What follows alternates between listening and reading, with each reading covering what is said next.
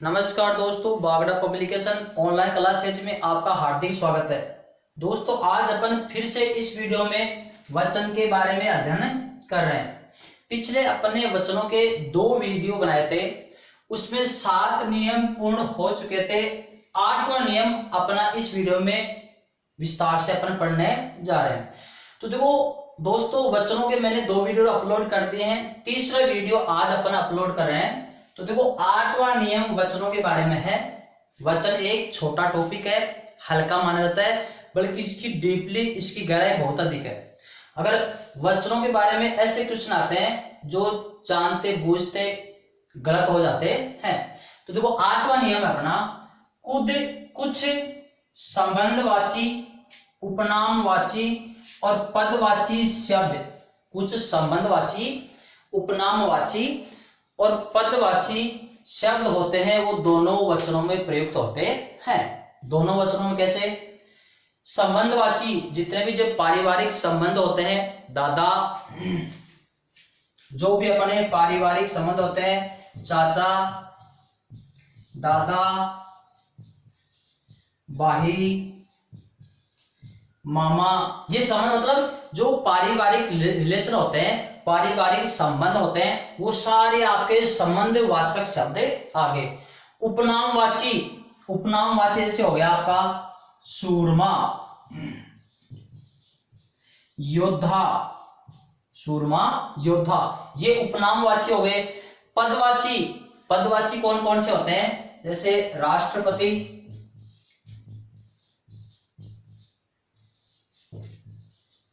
प्रधानमंत्री,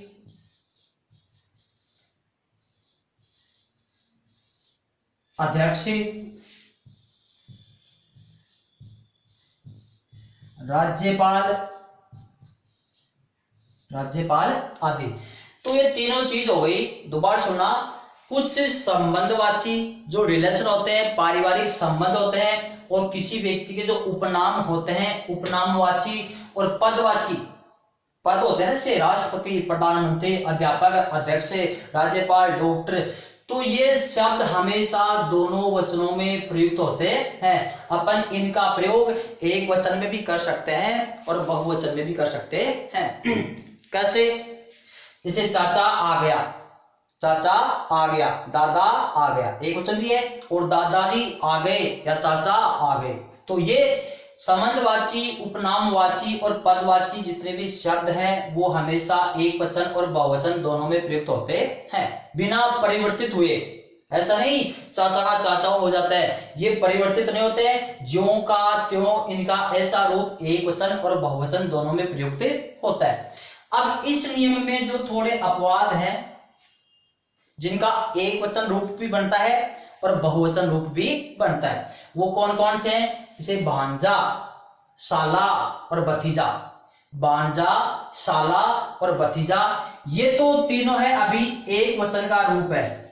किसका रूप है? एक वचन का रूप है। बल्कि इनके बहुवचन कैसे बनेंगे? भांजा का बहुवचन बनेगा भांजे, साला का बहुवचन बन जाएगा साले, और भतीजा का बहुवचन बन जाएगा भतीजे। ये जो 3 शब्द हैं अपने संबंधवाची, 3 शब्द क्या है? संबंधवाची में प्रयुक्त होते हैं, जो इस नियम के अपवाद है। इनका एक वचन रूप होता है भांजा, साला, भतीजा, और इनका बहुवचन रूप होता है भांजे, साले और भतीजे। बाकी और इनके इन अपवाद को छोड़ करके बाकी और शब्द संबंधवाची, उपनामवाची और पदवाची शब्द होते हैं, वो दोनों वचनों में प्रयुक्त होते हैं। ये के जो कि जैसे दादा, चाचा, भाई, बहन, मामा, सूरमा, योद्धा, राष्ट्रपति, प्रधानमंत्री, अध्यक्ष, राज्यपाल, मुख्यमंत्री, ये सब ज्यों के त्यों अपन इनका प्रयोग एक वचन में भी कर सकते हैं और बहुवचन में भी कर सकते हैं। ये हो गया अपना 8वां नियम।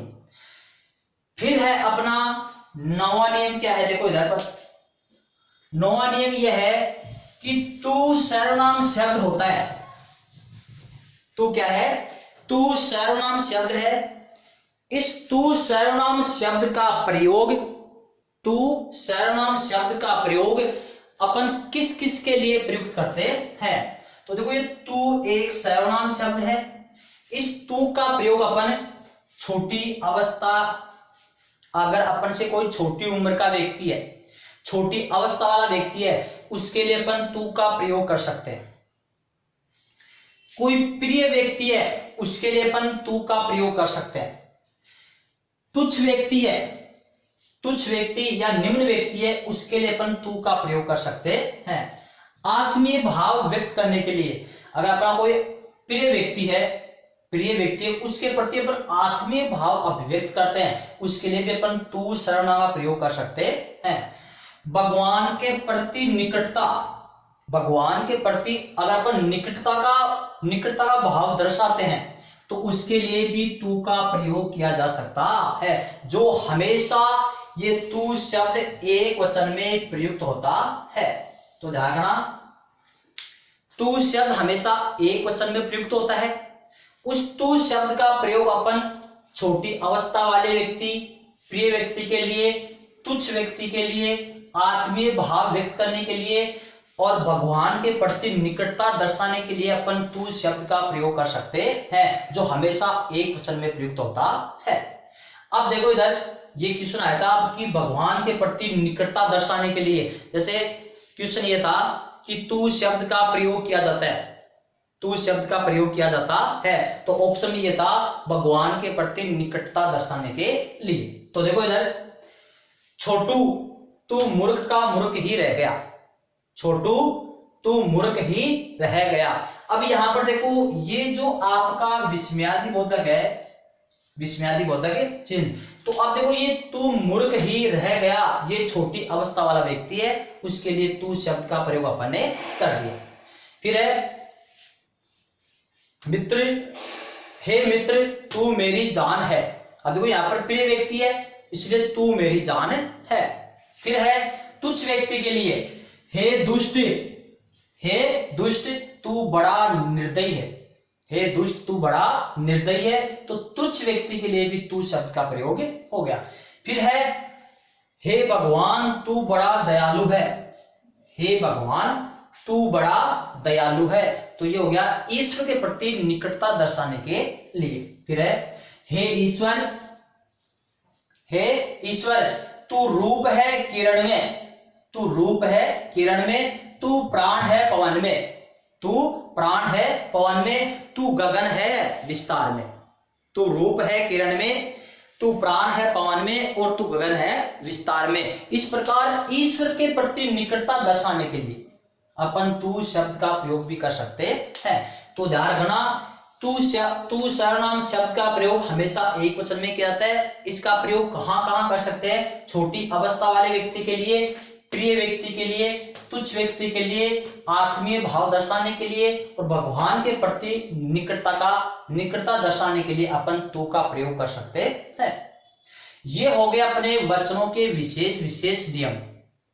तो दोस्तों अपने वचनों के 3 वीडियो अपलोड कर दिए हैं, इन तीनों वीडियो में 9 नियम मैंने बताए हैं जो कुछ हटकर कुछ अलग है। अब अपन वो नियम लेते हैं जो एक वचन से बहुवचन बनाए जाते हैं। तो सबसे पहला नियम अपना ये है, देखो इधर, अब एक वचन और बहुवचन का रूप बनाने के लिए अपन नियम लेते हैं कि एकारांत,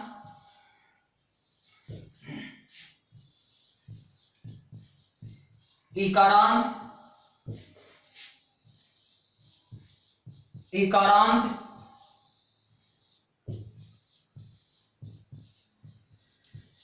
उकारांत और ये उकारांत। एकारांत, इकारांत, इकारांत, उकारांत और उकारांत पुल्लिंग शब्द हो, पुल्लिंग शब्द हमेशा